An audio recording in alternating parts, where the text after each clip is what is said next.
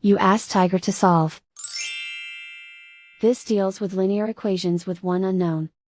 The final result is x equals 160000 over 33. Let's solve it step by step. Simplify the expression. Combine like terms. Isolate the x. Multiply both sides by inverse fraction 25 over 33.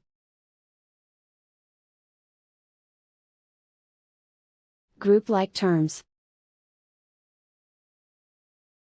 Multiply the coefficients. Simplify the fraction. Multiply the fractions.